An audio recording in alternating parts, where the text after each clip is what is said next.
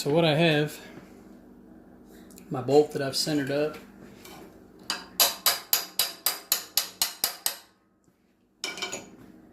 And then I have this, you can see it was 1.125" paddle bit, and I deepened these troughs a little bit so that it can spike into the material, and it's chopped off.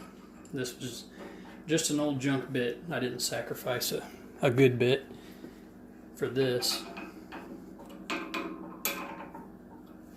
That tightened up in the chuck, make sure that it's spinning straight. And then this is the part that will determine whether or not it's going to turn right.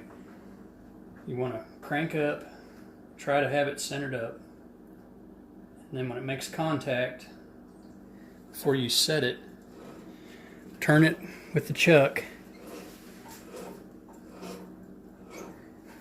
and just look it over and make sure that it looks like it's turning balanced, which it is. Looks like it is. And you can go ahead and crank that up a little bit, put a good tension on it.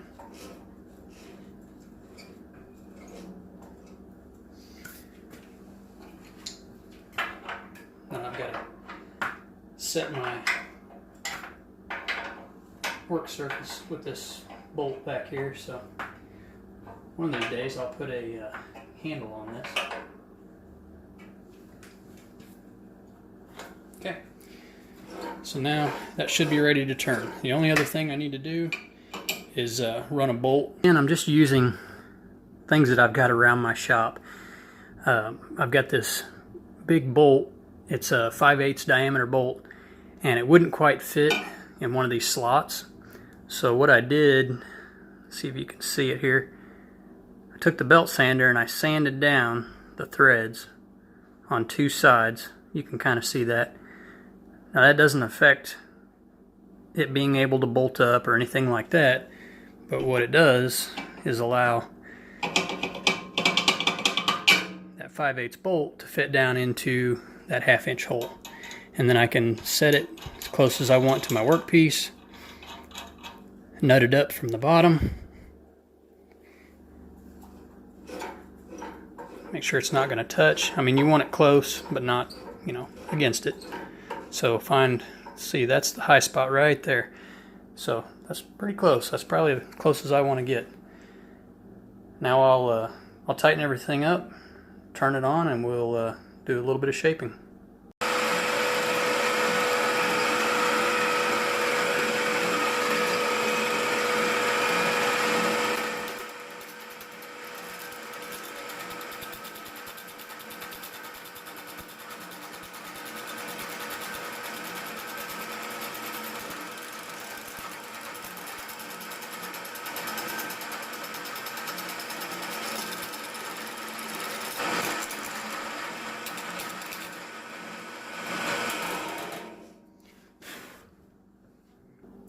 You want to be careful not to get too carried away.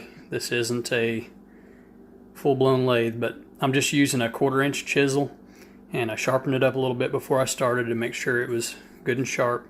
And as you can see, that's working just fine. Take my time, and I can shave that down the way I need, and I can always adjust my table up to tighten this up if I need to. So, well, I've got my my wheel all turned. I'll show you what I did. I did something a little different because normally you would start with a stock of wood that hasn't been drilled in the center. And because I had already drilled this wheel in the center, it wasn't wanting to stay in place. And so I made a modification. This, I guess you could say this would be an alternate method, especially if you were in the same situation that I'm in, where you have a piece that you need to turn that's already drilled through the center. So because I had already drilled through the center, I ran a bolt through, and then these are just spacers with a final nut on top.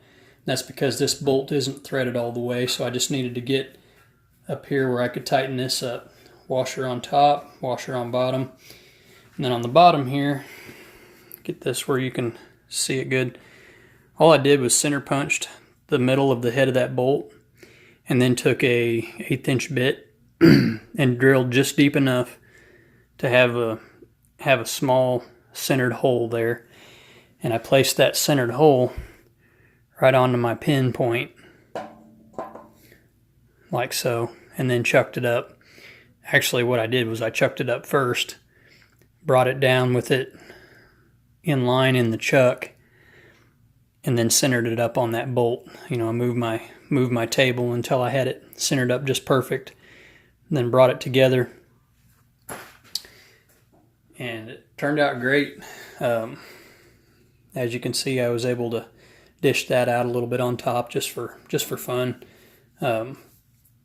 This side's a little bit rough. I really didn't do much to it. It's kind of hard to get to from the bottom. And this is going to be against the motor anyway, so it's not going to be seen, but turned out nice. It's ran over it with some sandpaper while I was turning it, just as kind of a final finish. But like I said, you could call that an alternate method.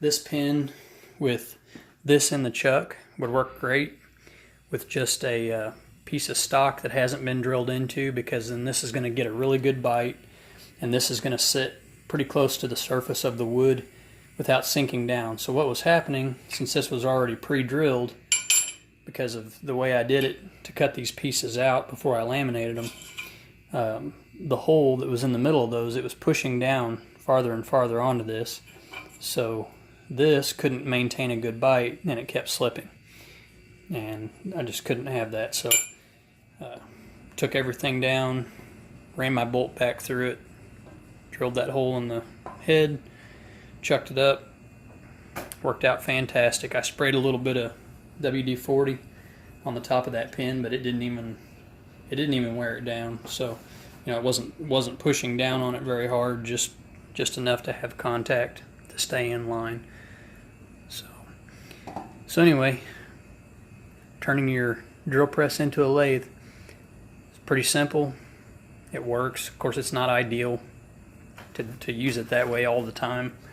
It's not really what it's made for, but like me, I don't do a whole lot of wood turning, and on the rare occasion that I do need to, this works out great. This is a drill press that stands on the floor, and my table has about 3 feet of movement. So theoretically, I could do this with a piece of stock, probably a little less than 3 feet, but we'll just say up to 3 feet. And of course, you know, anywhere in between. This is about 3 inches thick, and I had lots of workspace right here. So I guess the main thing that you'd have to come up with if you had a long piece is you'd have to have a post. You have to do something different with the post so that you'd have something to work off of with your tools.